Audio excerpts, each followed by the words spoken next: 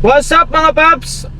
Update tayo sa saver na mainit yung unit. Ito, shoutout muna kay Boss Reynaldo Regala. So shoutout sa'yo paps. Nag-comment siya kasi na-deactivate yung kanyang account.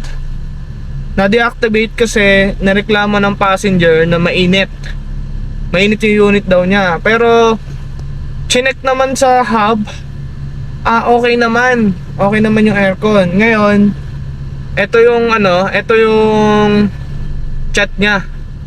So pinapapunta siya sa Marikina.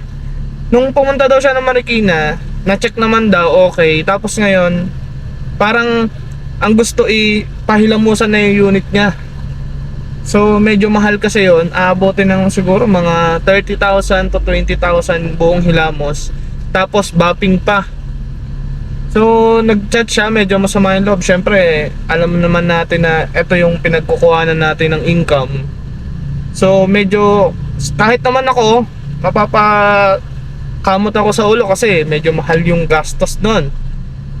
Tsaka syempre, deactivate ka. So wala kang ibang income. So ang hirap kasi hindi niya ma-open yung app. So may pera siya doon na kahit papano daw hindi niya ma-cash out kasi nga na-deactivate, nasa wallet.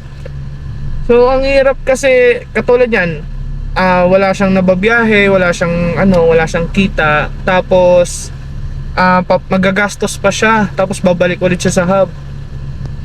So awareness lang daw mga paps, sana lagi nyo i-check yung passenger nyo kung naiinitan at hindi. Lagi nyo tatanungin, parang pwede kayo mag-adjust ng aircon kung medyo lalakasan nyo, or dadagdagan nyo pa yung lakas ng aircon nyo kung hindi pa kontento yung passenger nyo. Sa mga passenger naman natin, mainit po talaga yung panahon. Hirap po talaga yung sasakyan na palamigin. Kahit naman siguro kahit anong sasakyan ngayon, sa sobrang init po talaga ng panahon.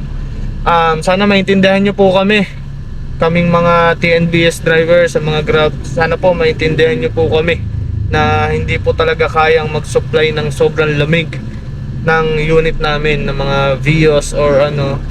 So yun lang, sana maintindihan tayo. So sa mga Grab natin, dapat may extra fan ka para kahit pa paano medyo malamig pa rin sa likod. Kasi yan nangyayari, malamig sa harap, sa likod hindi. So malaking tulong yung electric fan para ngayong panahon. So malapit na yung tag-ulan, tiis-tiis lang kasi pag nagtag-ulan naman na, hindi naman na natin kailangan ng malamig na aircon. Ngayon magtatag-ulan na. So yun lang mga paps, kawawa naman to si tropa, isang tropa natin na na-deactivate dahil lang dun sa na-report ng passenger na mainit. So sana maintindihan tayo ng mga passenger natin. Sana inisip muna nung nag-report na mawawalan ng trabaho itong isang tropa. So yun lang guys, nakakalungkot lang yun. Ingat-ingat sa biyahe.